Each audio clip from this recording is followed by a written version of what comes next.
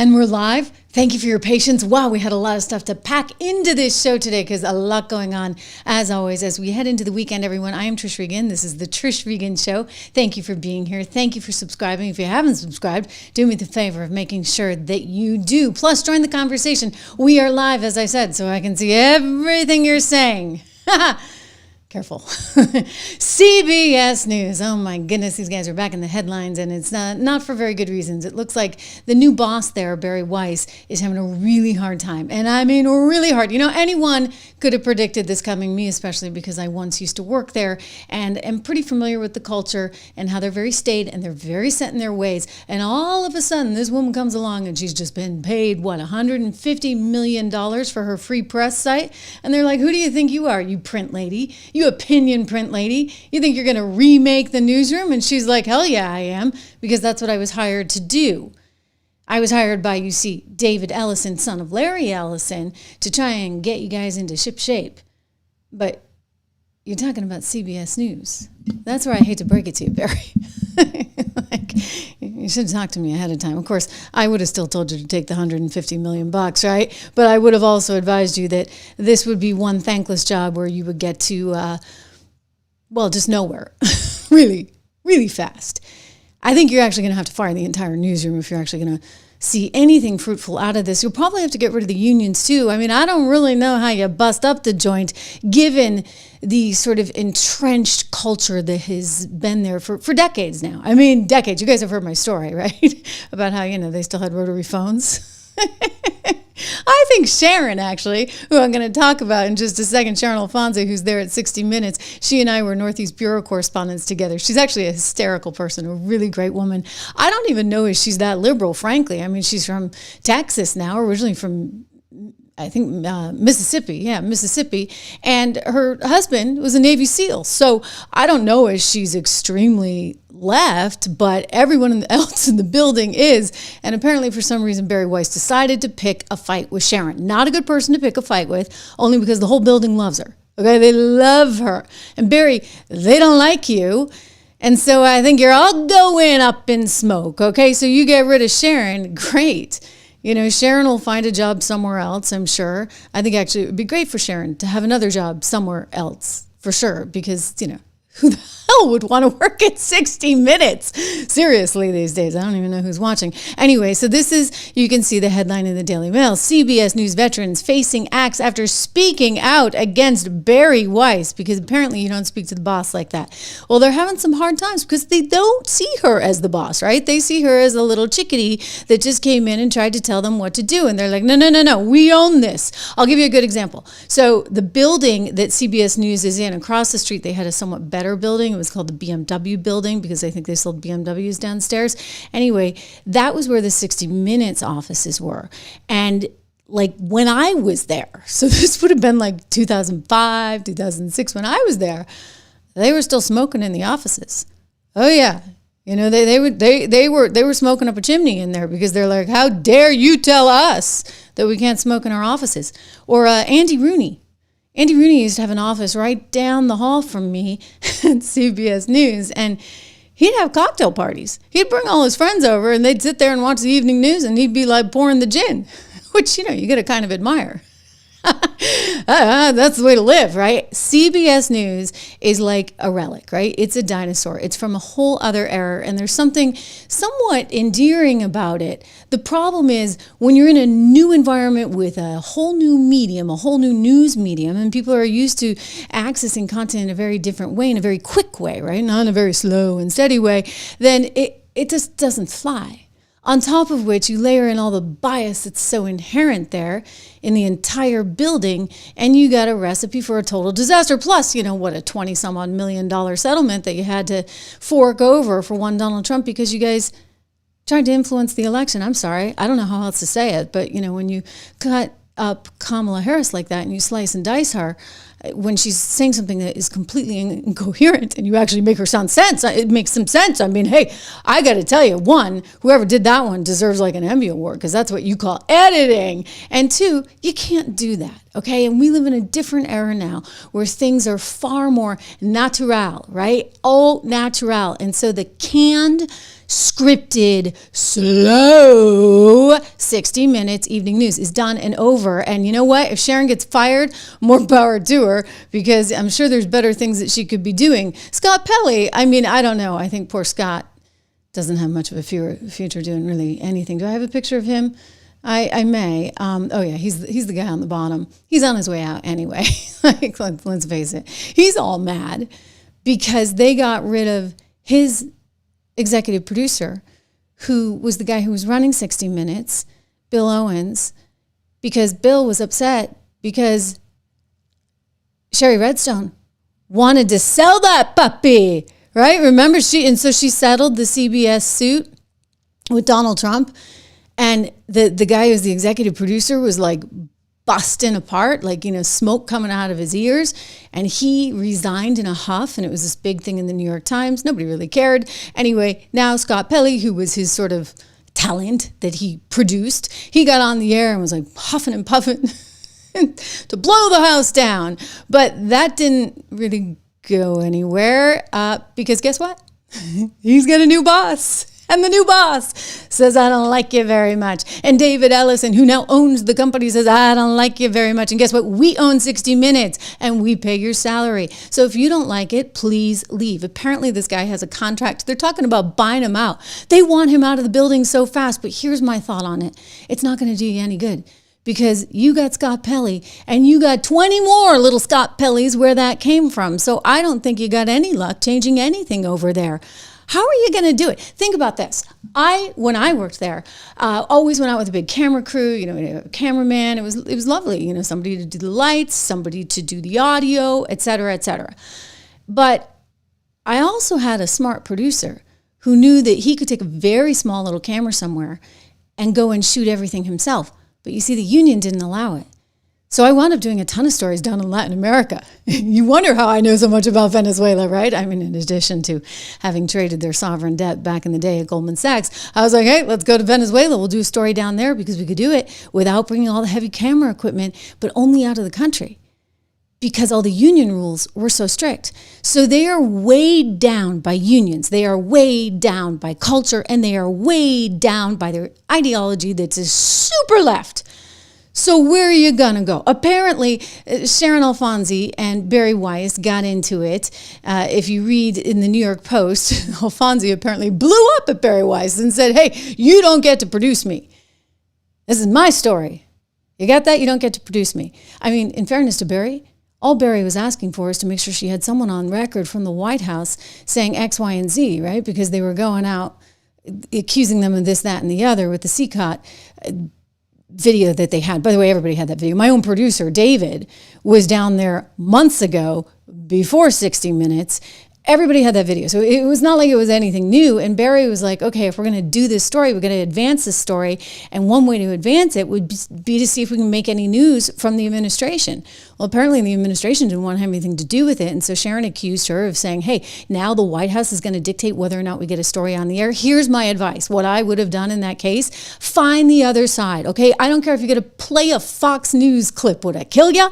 Would it kill you? Or a podcast clip, whatever you want to play. Just go out and get the other side of the story. It's called Journalism 101. And if the other side doesn't want to talk to you, you find the other side on record somewhere, somehow. And maybe they don't look good because they didn't talk to you, but it doesn't matter. At least you put something in there. That's all Bari was asking for.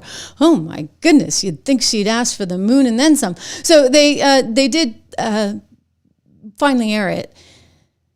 It was neither here nor there. Nobody really seemed to care. But in the meantime, you're now looking at Sharon probably being out of a job and Scott Pelley being out of a job. And I'm just warning Bari that there's more where that came from. It's not going to fix it, because you have systemically a problem in the institution itself.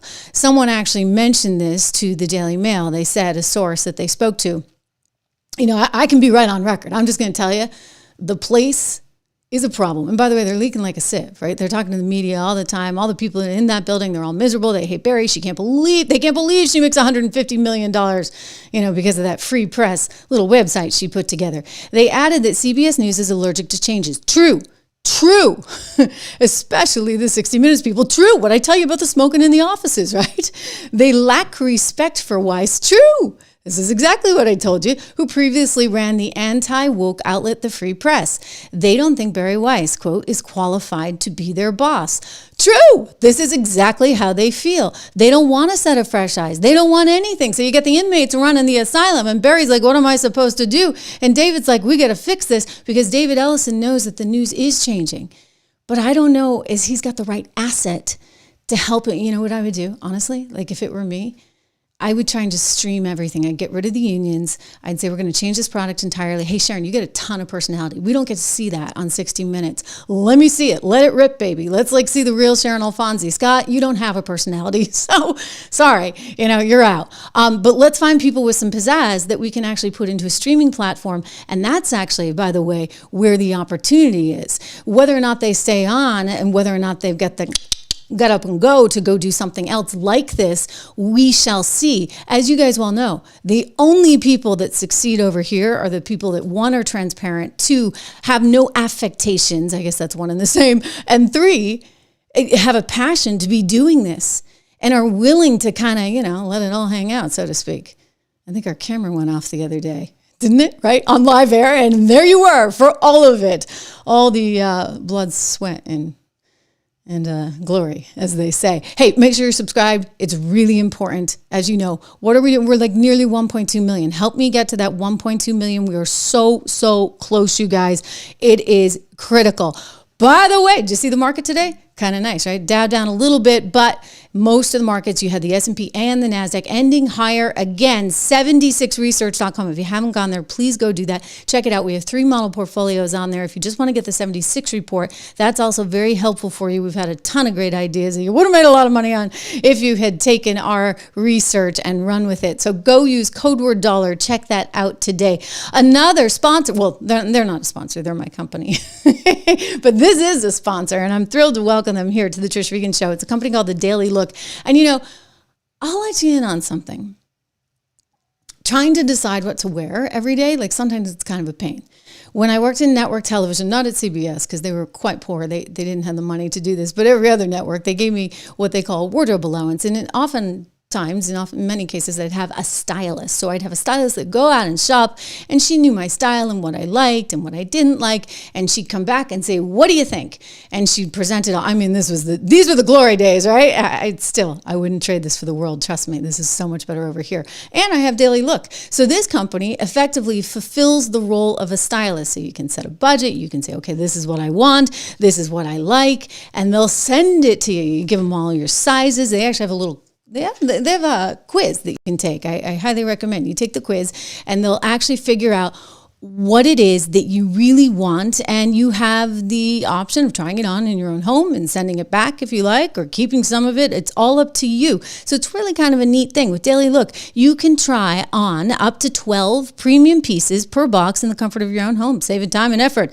That's what I'm all about. So whether you need something effortlessly chic, right, for a day at the office, or you want to upgrade from your last year's stretched out sweaters, Daily Look has got you covered. How it works is pretty simple. You fill out their style quiz, including your price and lifestyle preferences. You get up to 12 hand-selected items delivered to your home, and then you buy what you love and you send the rest of it back. And Daily Look offers free shipping both ways, so it's really, really easy. So for me, it's kind of like the stylist that I used to have. And that's what I like about this, because I don't have time to shop. I actually don't like... When do you meet a woman who doesn't like to shop? I really don't like to shop. So this takes a lot of the pain out of it. The mission is simple. They want to help you elevate your style. And that's why they work with a lot of established brands and a lot of up and coming designers. So you may see featured names like Kate Spade, AG, Good American, Girlfriend Collective, Spiritual Gangster, many, many more. Daily Look has sizes for pretty much everybody, from extra small to 3X, 0 to 24. It's time to get a personal stylist with Daily Look. Head over to dailylook.com to take your style quiz and use code my whole name. Okay, guys? Trish Regan, all of it, no spaces. Trish Regan for 50% off your first offer. Once again, that's dailylook.com for 50% off, and make sure you use my promo code Trish Regan. Trish Regan, the whole thing, okay? You can tell them I sent you. It is really, really, really neat stuff. I'll tell you, the FCC, meanwhile, it's getting very serious about the media industry. It may be one of the reasons why you actually see a place like CBS saying, hey, let's be careful. Let's make sure that when we put a 60 Minutes report on the air that we have both sides. For whatever reason, it hasn't quite caught up to the ladies on The View. No. Today, Joy Behar went on and on about why she doesn't understand, why she can't understand why Trump's not in jail. Why isn't Trump in jail is what I want to know.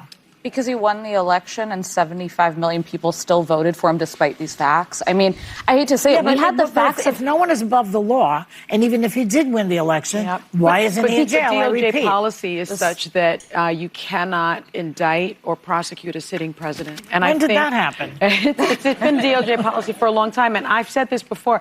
I really do believe that the reason that Donald Trump ran for the office of presidency again is because he wanted to avoid going to jail. Yeah. That's Nixon, because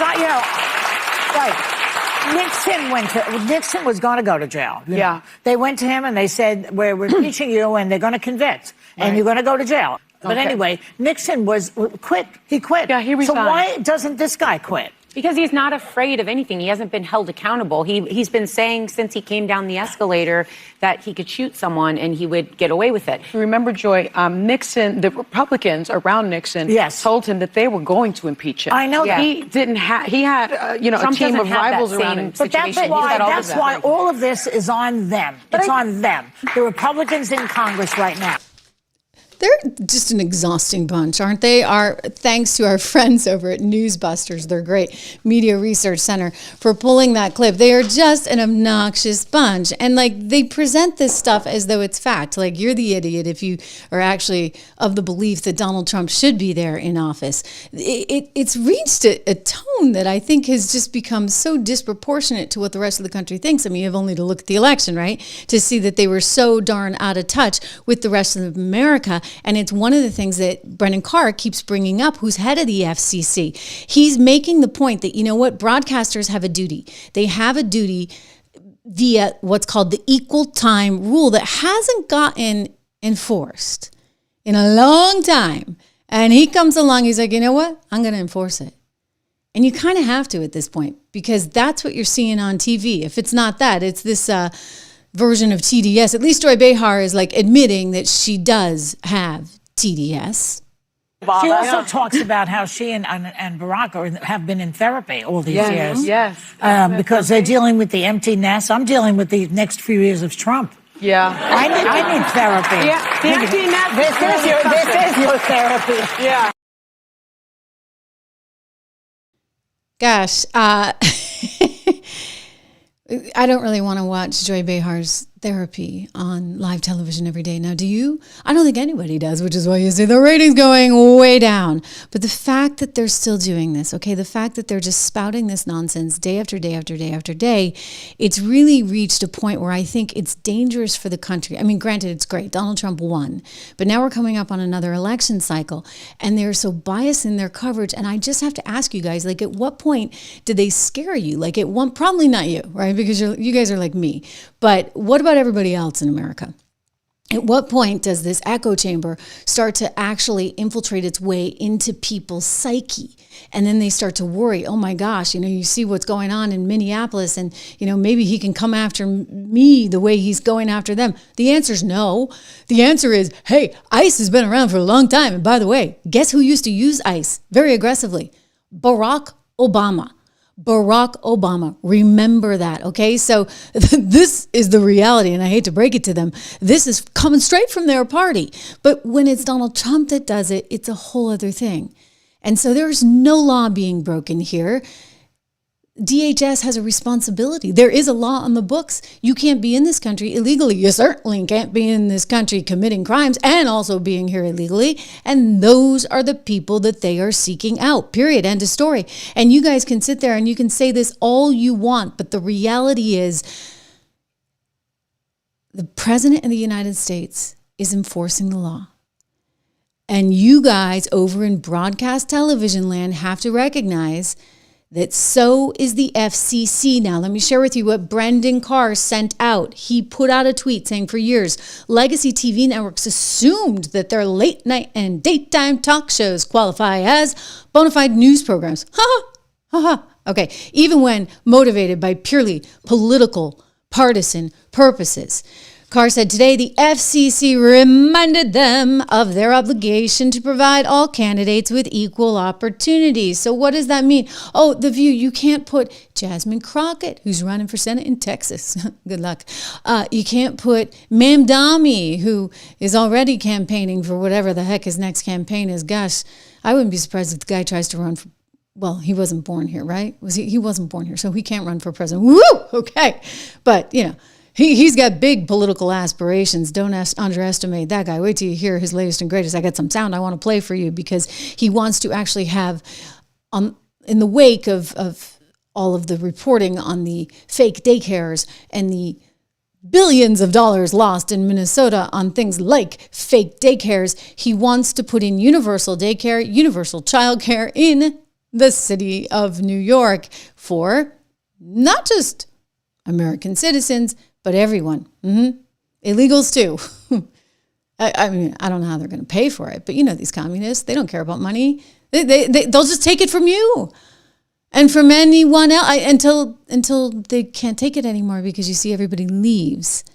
And they're already leaving New York in droves, leaving California in droves. But back to Mr. Brendan Carr. He is targeting specific programs, including ABC News' The View, Jimmy Kimmel Live. Oh, yeah, Jimmy. Say nothing at all. And those days are gone. Maybe not forever, hopefully not forever, but for now they're gone. We now have the full force of the White House and the commentators who have decided that their job is to support anything and everything their leader says and does, trying to convince us that a mom who just dropped her 6-year-old Okay, blah, off blah, at blah, school- blah, blah, blah, blah. So that's supposed to be a comedy show?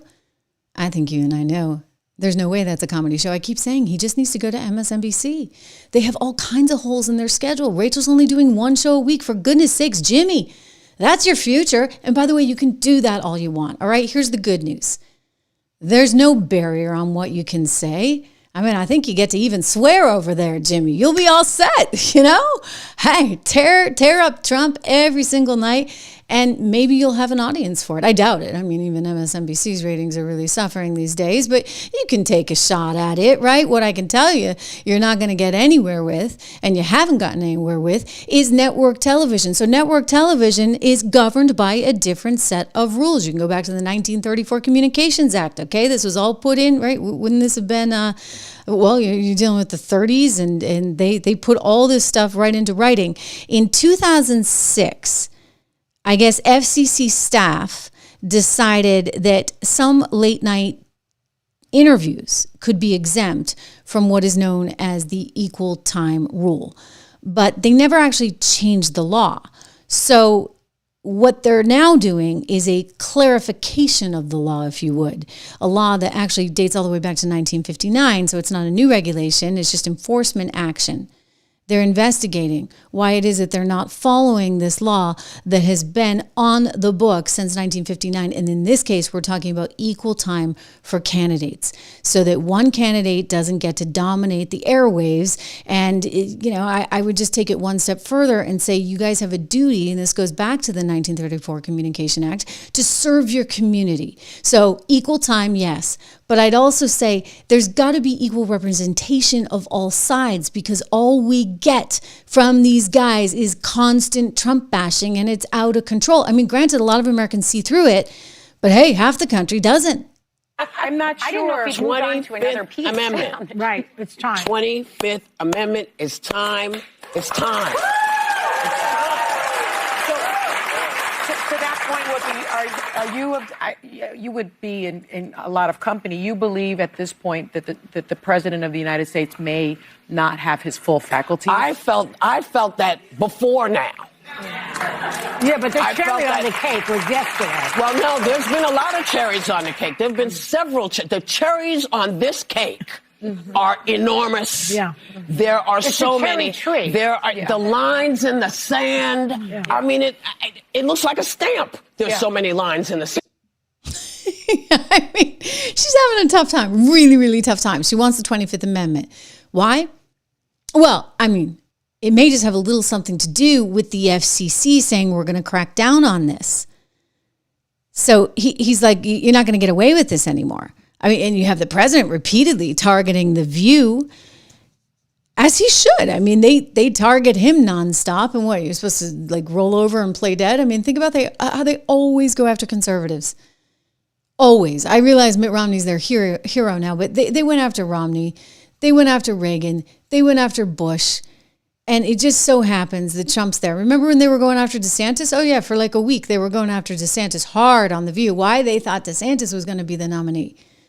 And then they punted because they realized the big guy, the big cheese was actually it. So now they really want that 25th. And one of you guys I saw in the comments here, you mentioned that they're the real fascists. And you're totally right when you say that, because they don't care about any law. They don't care about rules. They don't care about our Constitution. It's their way or the highway. They want the 25th right now, and they want the whole cabinet gone. Well, just think about how that would work, because I hate to break it to you, but you need a vice president to enact the 25th, and then you need the cabinet to go along. But they don't have any respect for our Constitution, the law, and certainly not this president. Listen to Whoopi here. A 2-hour press conference about I don't know what. Yeah. Look.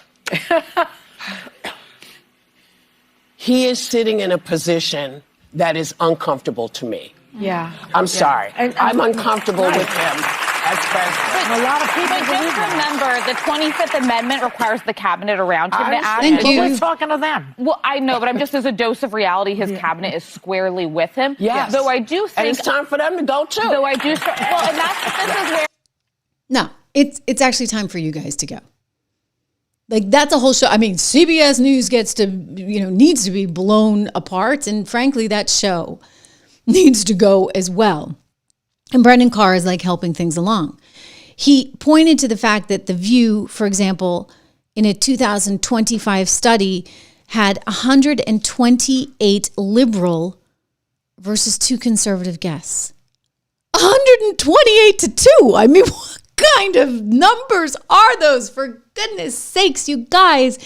Again, you can do it in cable. This is what there's so many people don't understand. They're like, oh, but that's censorship. No, it's not. It's just saying you got to be down the middle of the fairway, okay? You got to have people from both sides. I mean, at least try to pretend you're not so biased. But 128 liberal guests to 2 conservative guests, that's a problem.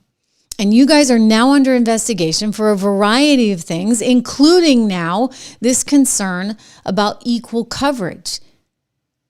You have I get it. You can do this on cable, and maybe you need a cable entity. No, you don't. You just need a streaming entity, and you stream now. I believe you have like a little weekend show that you tape on Fridays and you stream, right? The View is streaming now. So listen, guys, take it to streaming.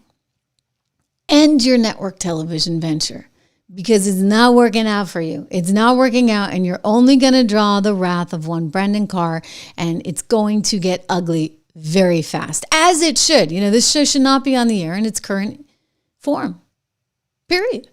And I don't care if you bring in MTG. She's not enough. I don't consider her much of a conservative these days. The last time she went on that show, she was agreeing with all those ladies. Don Lemon, he wouldn't help you much either. Don Lemon, the liberal fired ex-CNN host that I know you don't like, he got off the hook yesterday, but only by an inch, because they're coming back and they're going in hard. The expectation now is that Pam Bondi is going to be filing for an indictment. So that just blows it up even bigger. He seems to want to taunt them for some strange reason. Let's go to Don Lemon trying to taunt the DOJ. Not a wise move, buddy boy. Look, I stand proud and I stand tall.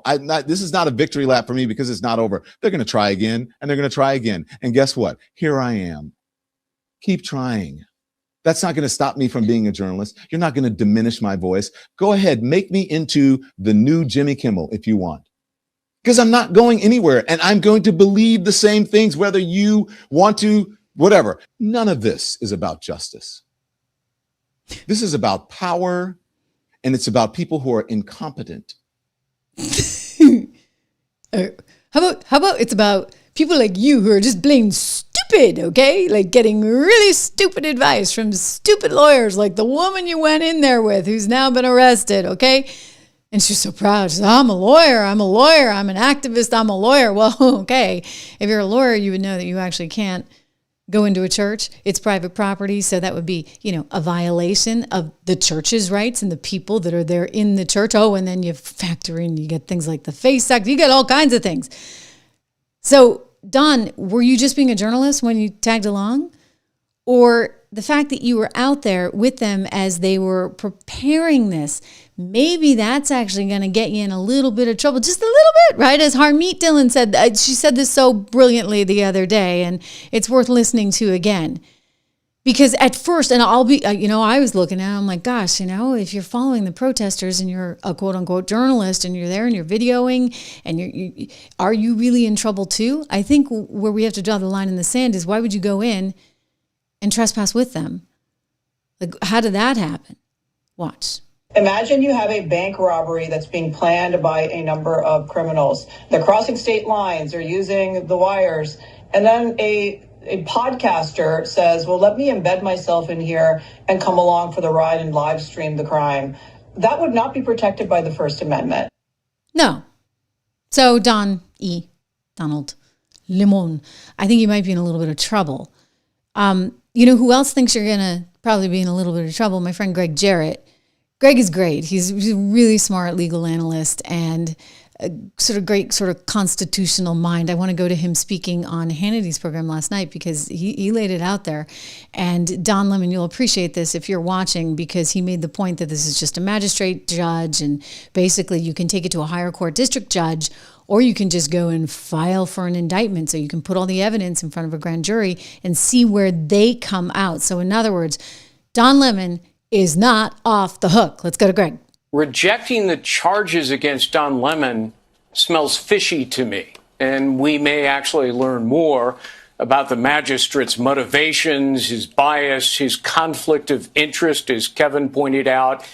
Legally, the magistrate would have to have decided that these prosecutors did not meet the standard of probable cause. But, just personally disagreeing with the wisdom or fairness of bringing the case, that's not a valid ground for overriding the charging decision. So, Sean, I thoroughly expect the DOJ to do one of two things here: either bypass the magistrate by going directly to a grand jury for an indictment against Don Lemon, or go to a real district court judge, because, a magistrate is really just a ministerial assistant. He handles misdemeanors and warrants and empties the trash cans. That's one way to put it. He's the janitor, and he's filing forms and stamping papers. So, in other words, take this thing to a real judge. That's what they're doing right now. So my understanding of the situation is that they're looking at bringing it to another judge, or actually just going straight forward to the jury and getting the indictment against Don Lemon. So he's being smug. He's like, make me into your next Jimmy Kimmel if you want. He's thinking, how do I ride this to new fame? How do I become a bigger star? Well, if we can even call him a star to begin with, like that would be a stretch. Definitely a stretch. I don't even know if he's over here on YouTube or on Spotify. I don't know exactly what he does. I see him occasionally on Twitter. Didn't he get fired by Elon Musk too? Woo! All right. So poor Donnie boy is up a creek without a paddle, and the DOJ is coming for him as we speak. The RNC is going to have some work to do. You see, Donald Trump is preparing for a whole new convention, right? I guess this is the idea, because he needs to win. He wants to. By the way, we need him to win, because I don't even want to think about what's coming down the pipe. I think that's why Clinton, by the way, is not bothering to come forward with any testimony. Hillary and Bill are like, well, why should we? We're going to wait and see what happens at midterms, because if midterms come along, maybe we can get this guy impeached. I mean, that's where they're going, okay? So it's really important that Donald Trump win, and he kind of has a plan in place to help gin up some support, and I think it's a good one. Here we go. Republicans moving ahead with plans to hold a first ever midterm convention. Woohoo! How about it? Hey, why not? Any excuse for a party. I have covered many, many conventions throughout my career, Republican and Democrat conventions. I did it for Bloomberg Television. I did it for Fox Business. And I can tell you all, they are massive, sort of joyous gatherings. People are really excited to be there. Really just gins up all the support. And by the way, they got a bit of a logistical head start on the Democrats, who, by the way, would only look like they're copying should they decide to go. And who would be leading their party? Who are they going to get? Gavin Newsom up there trying to talk? Sparkle Beach Ken with his very slick backed hair. Is that who you're going to put out? Kamala Harris, who talked about climate change forever, but then bought an oceanfront property for $8 million in Malibu, right on the water. I guess she's not that worried about climate change after all. I don't know. I don't think you guys could actually pull off much of a party, but I guarantee you the MAGA folks can, and Donald Trump can. And you know what? He's going to need to do it. In all seriousness, he's going to need this right now, because this is not looking good. I want to go to the New York Times Siena poll that they were just debating on CNN. The president will hit the road next week to Iowa to get a jump on the upcoming midterms, as a new poll shows Democrats have a 5-point edge heading into November. Okay, forgive me, that was actually Fox. That was definitely not CNN. But nonetheless, you get the point. A 5-point edge heading into November. I'm going to warn you here, these are New York Times polls, and they have a certain built-in bias, and they like to sort of inject that in there because they want to basically take all the oxygen out of the room. And they figure some of their polls can. So you get that going on. The other thing you got going on is that it's January. All right? We got a lot of time here. And in politics, a day is everything, certainly in this news cycle. Nonetheless, let's go actually over to the CNN bite I told you about. Among Generation Z, you go back a year ago, if my memory is correct, Donald Trump's net approval rating among Generation Z, those under the age of 30, was plus 10 points. In the most recent CBS News poll, Generation Z, his net approval rating, negative 32 points. That is a 42-point switcheroo in just a year's time. He has lost Generation Z. Go ahead, Brad. We know the good news for Donald Trump is that he just has to beat the Democrats, and they're less popular than they've ever been in history. That's a very good point, right? I mean, so it's sort of like, if a bear's coming for you and you're running with your arch enemy who's kind of slow, the bear's going to get your arch enemy. Not you, right? So I think it's a valid point. And look, people are upset right now. They want prices to come down more. They want prices to be what they were, even though we're looking at 2 to 2.7% inflation. People still remember the good old days, and I get it. It's still very, very challenging, but there's a lot to be encouraged about. Again, the market ending the day higher on both the Dow and S&P. Yet again today, I've said to you guys forever, please make sure that you are subscribing to 76 Research. 76research.com, my company, because I hope you're investing in this market. There's so much opportunity and upside ahead. But the reality is you've got a lot of people that are not, they're just a little bit disillusioned. You heard Harry there from CNN talking about young people because, they were getting the support. The Trump people were getting the support of young people, and that's kind of fizzed out. So what happens for midterms? Well, first of all, I don't know as the young people are going to turn up in droves at midterms. So again, you got to take all of this with a grain of salt. But I think what the president is trying to do is to gin up that support and to get people excited. And what better way to get it excited? And by the way, get a heck of a lot of television coverage out of it too, but to have a convention. So I think it could help. I think it could work. He's trying some other stuff too. I think that some of the ideas are smart and some of the ideas are not so smart. Listen, part of me just keeps saying, all you need to do, Mr. President, is just sit tight. Because think of all the good stuff that's happening. You got inflation coming down. You get the Fed moving in the right direction. I get it, not fast enough. I know. But, Powell's going to be out soon. You're going to have somebody else in there. They're probably going to lower rates. So you're going to have lower interest rates. You get all these productivity increases, right? Thanks to AI. I know it makes some people nervous, but the reality is, wow, right? We're getting all kinds of productivity increases. And before you freak out and say, oh, that's going to hurt jobs, I tell you to remember a story that one of my friends told me the other day. You know, when he was first on Wall Street, back in the day, you didn't have any of the communication opportunities that you have now. You didn't even have Excel, right? So think of all the painstaking work people would do making all these spreadsheets and numbers like the old-fashioned way with calculators. And now you have all this technology that helps you. Well, guess what? You have like 20 times the number of people working on Wall Street today as you did back then. So actually, productivity gains do help you. So I think job growth is happening. I think you got inflation coming down. I think you have a lot of reasons to be optimistic right now, but the president's worried. He's worried about these polls he's seeing. And so what is he doing? He's coming up occasionally, and you know, I call him out when I have to call him out. Friends do these things. He's got this one idea about capping interest rates on credit cards, which in theory, I feel like I'm talking to a socialist here. In theory, sounds good, right? In theory, because nobody wants high rates on credit cards. But if you tell a business you cannot charge more than 10%, and they say, okay, I can't charge more than 10% by law. It's kind of like Mamdani saying, you know what? The eggs are going to be 99 cents today in the New York City grocery market, whether you like it or not. And, you know, you got a guy like Cass Matidis who runs all the grocery stores. He's going to say, no, thank you. I'm going to take Gristades right down to Florida where I'm in a free market and I can charge whatever I need to charge because my margins are like this thin. So when it comes to credit cards and credit availability, it's the same kind of thing. If the Federal Reserve has rates here, and you want the credit card companies to kind of just have rates here, well, they can do that for people that have really good credit profiles. But if you got a bad credit profile, what are they going to do? Is this like Barney Frank and the no income, no asset loans? Remember Barney? I mean, he basically helped single-handedly cause the entire 2008 housing crisis because he wanted the government and the banks to just lend and lend and lend to people who should not have been lent to. Let's be honest.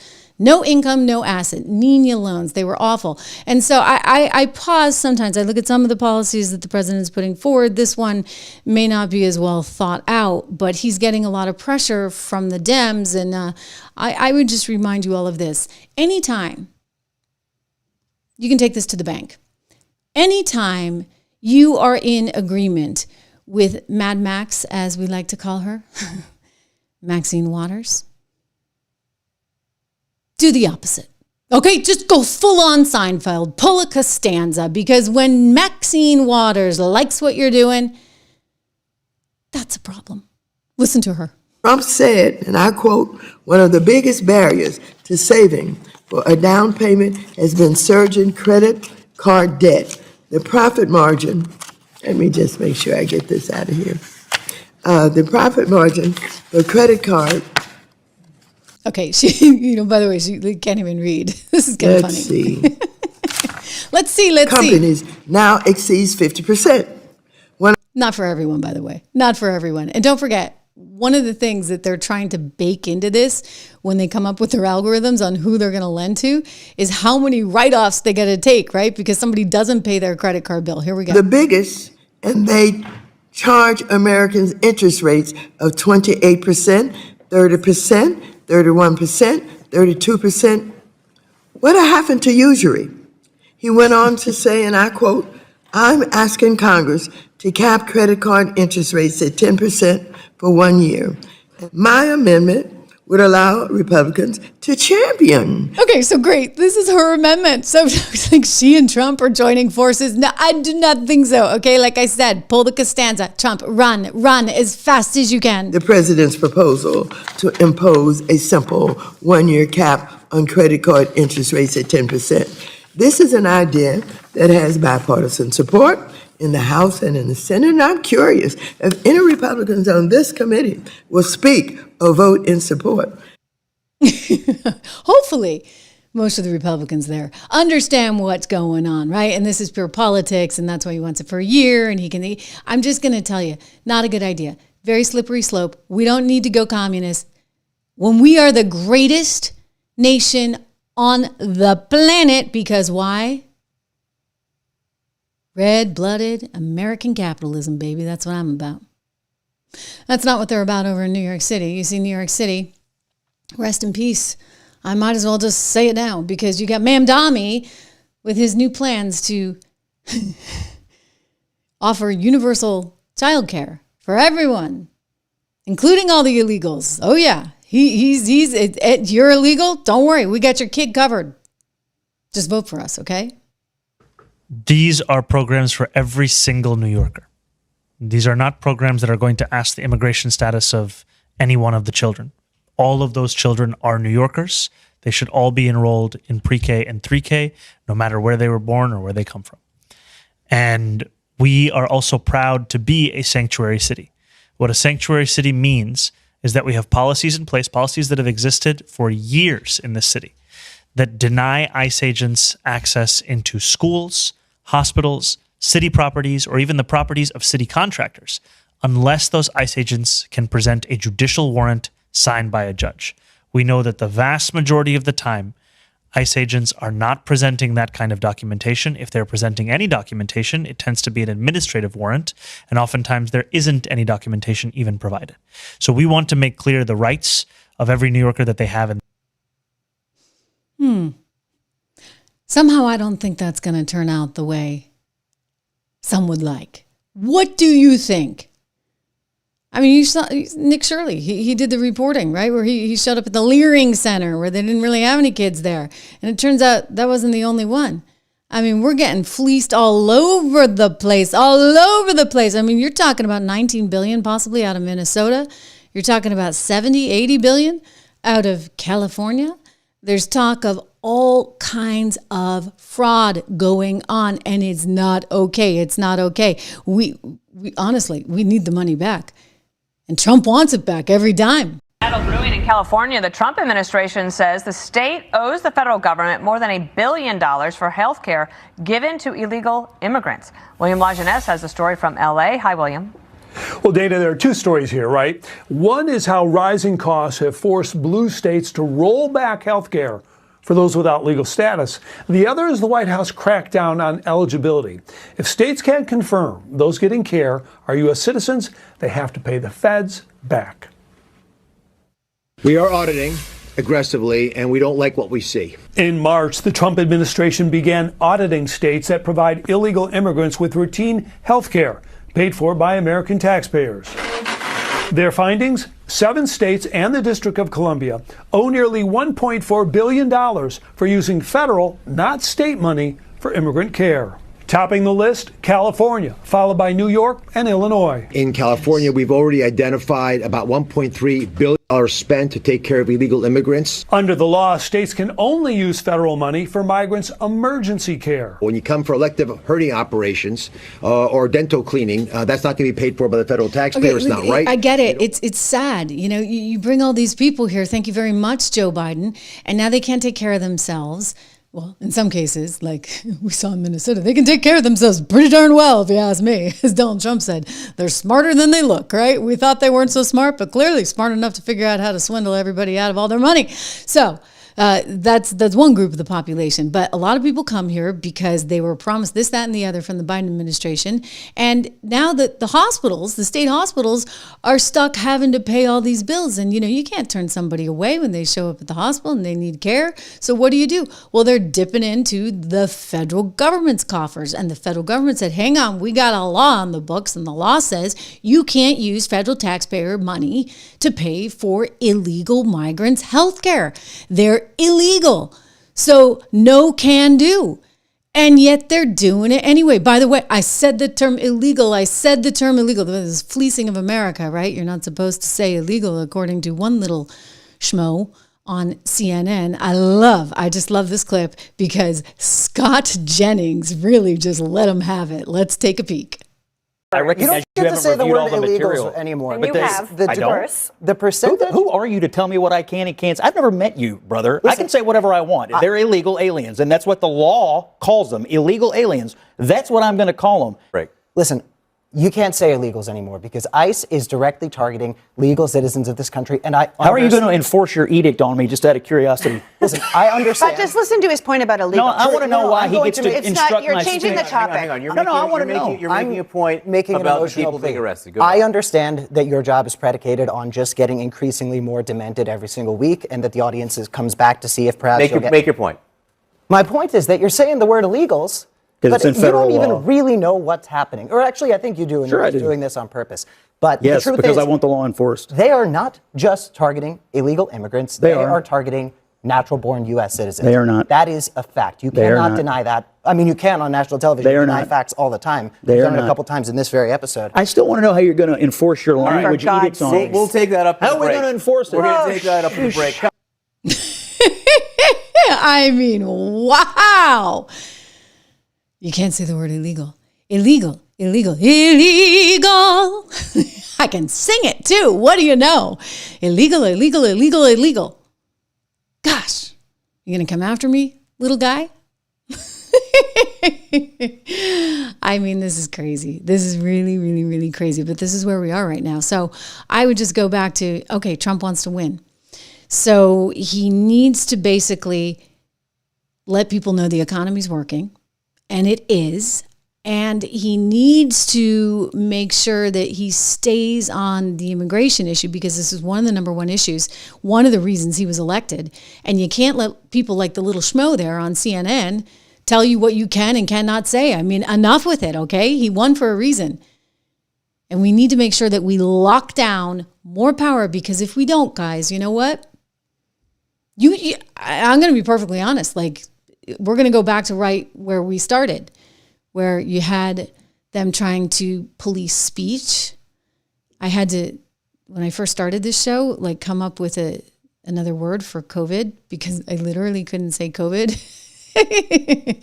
You wonder why I got fired, right? I just let it rip over on Fox Business. I didn't care. I still don't care. I mean, but I did actually have to be mindful of this, because you get like a big red X. And so to this day, I think I still refer to it as March 2020. I don't want to go back to those days. Okay. I want a fair society where everybody has a shot and everybody can talk, and we are respectful of one another, and we love our country, and we're proud of our country, and we're proud of our culture.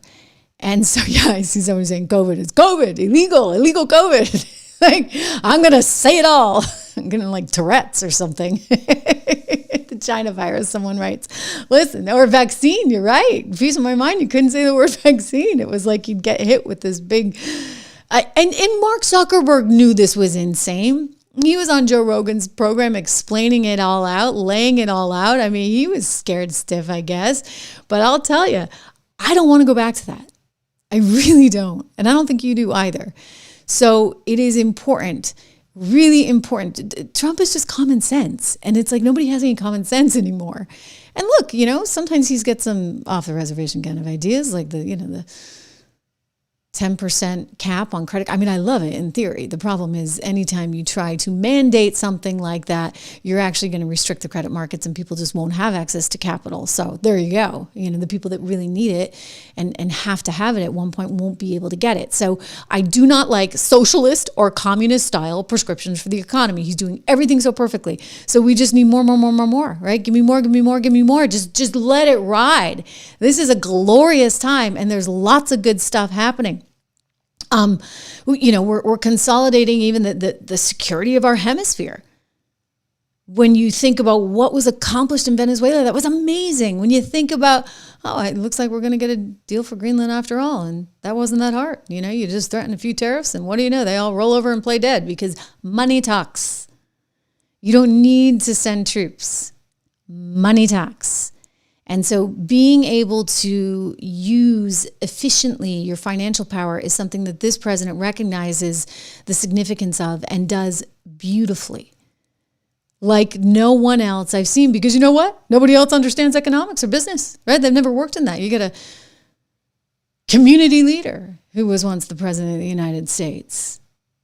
Yeah. Donald Trump is smart. He understands the economy. He understands business. And he understands people. Don't underestimate that as well. So I think when it's all said and done, as we get into convention season, I might just have to go, right? As we get into convention season, listen, it's going to be a good one. So don't worry. Don't listen to those polls. They're just noise right now. But do understand what's at stake. Because our future, our children's future, our grandchildren's future, all of it is at stake. I hope you have a terrific weekend. Make sure you like, subscribe, share. Go check out 76research.com over the weekend if you have some time. Code word dollar if you want to get the 76 report. Make sure you look at the model portfolios. What else? And make sure you go over to Spotify. We're up to like 17,000 subs. Not quite the 1 point. Almost 2 million over here. But hey, I'll take it. You got to start somewhere, don't you? I'll see you on Monday live.